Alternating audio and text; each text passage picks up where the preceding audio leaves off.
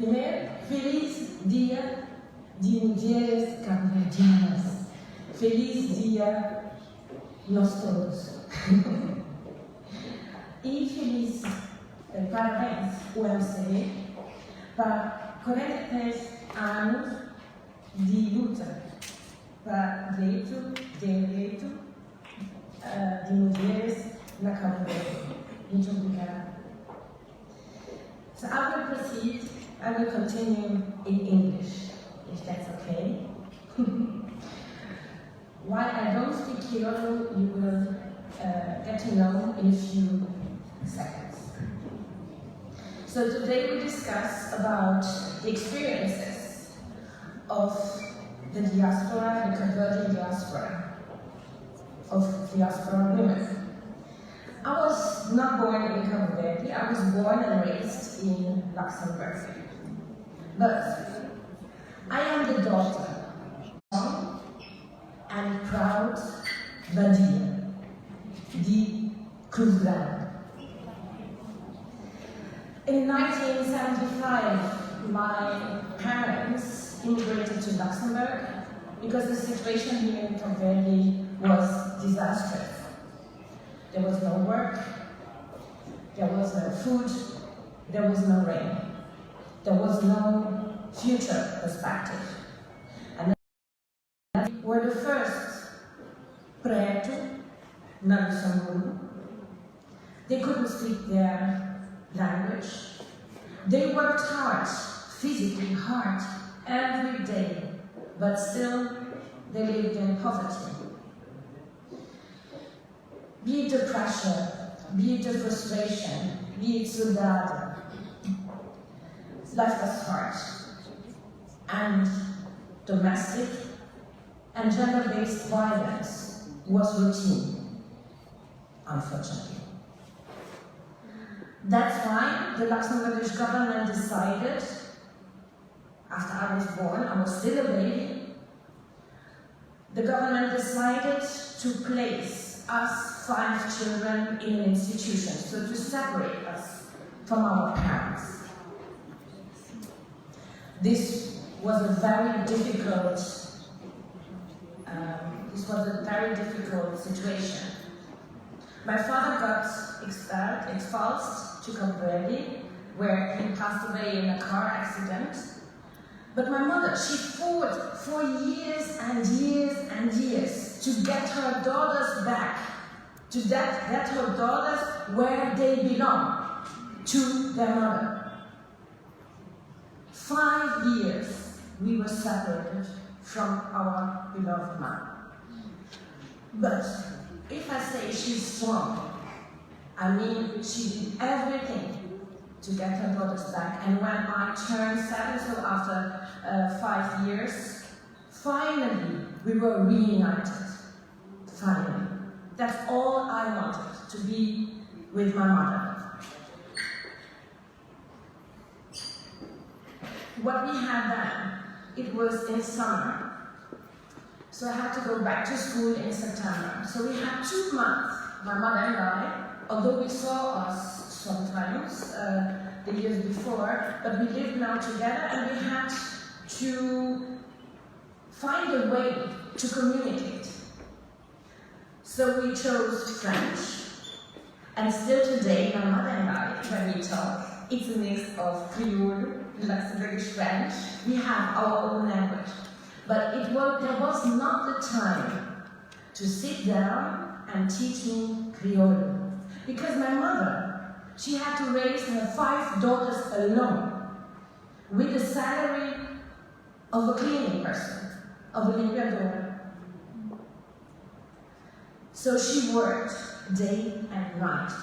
At 6 o'clock in the morning, she was out cleaning or in the restaurant, in the kitchen helping, and she came back at 12 o'clock in the night. I saw the picture of my mother in the 90s she was finally back home, she tried to eat, and she was sleeping while eating.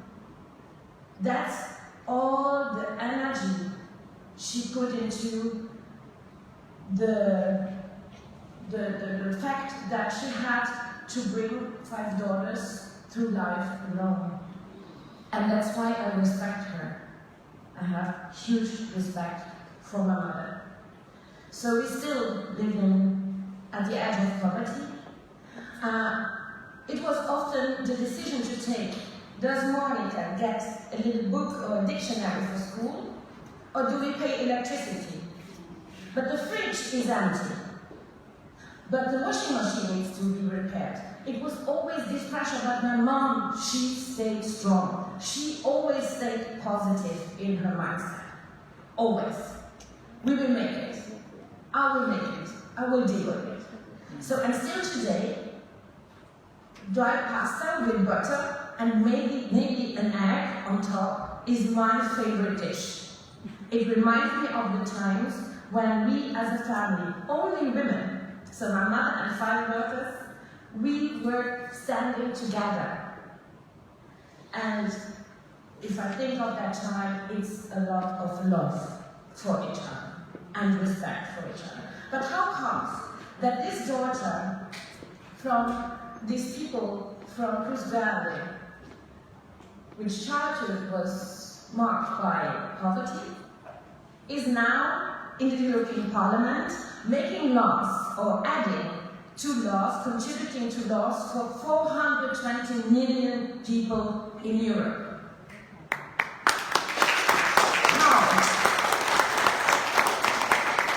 How is that possible? It's what my father had in mind when they came to Luxembourg is education. Education is key, and equal access to education even more. Because in the 90s it was not imaginable that I could go to university. It was like, no, not possible. And then the government offered an opportunity to make a loan in good conditions and to get a grant. This was a window of opportunity for me to have the equal chance to go to university. I did. It was still not enough. I had to work. I worked as a journalist on national TV. I had to work and study at the same time. But nevertheless, I was not deprived from going to university and studying. So I worked hard. I was, at 5 o'clock in the morning, I was ready to write my master thesis. At 11 o'clock, so 6 hours later, I went to Luxembourg because I lived in Germany. I went to Luxembourg and I did my work. And this I did for a month. But I did it, and in the end, what did I hold in my hand? A master in political science, Russian and Spanish. So it's a question of discipline. It's a question of commitment, a question of endurance, and a question of determination, and that is for all the women and the people in the diaspora. Nothing is for free. You have to work hard. And all these experiences I had in my childhood, in the university, all this I take into my political work in the European Parliament, because I'm not the only one. I'm not the only one. There are millions of young girls, young women, young boys who have the same, who live the same, and they deserve to be treated equally. So equality is my guiding principle, my guiding premise during my whole mandate since 2019. And this I apply for the disadvantaged groups, for example, people with disability. I have a disability. You don't see it, but it's an individual disability. I don't see well. I don't see it in a weird way, but there are many people that have disabilities you cannot see physically, like autism. Yesterday I met a woman who has autism. She could study, but people are afraid to say, yes, I have autism, because then they are not treated equally. When they have children, it's being questioned if they are capable to raise children and so on. And that is what I'm working on as one of the presidents of the Disability Intergroup in the European Parliament. equal rights for everyone, and equal rights for women. Because still, in the European Union, we have to fight for equal rights for women. We managed with the pay transparency so that the gender pay gap is lower and doesn't exist anymore, hopefully. So for 40 years we are working on that, equality of pay between men and women, and here as well. And recently we had a directive on gender-based violence. It's an important topic in the European Union and also here. I was at ECA and other organizations to talk about. It's a huge problem, and we all have to find together ways to prevent that.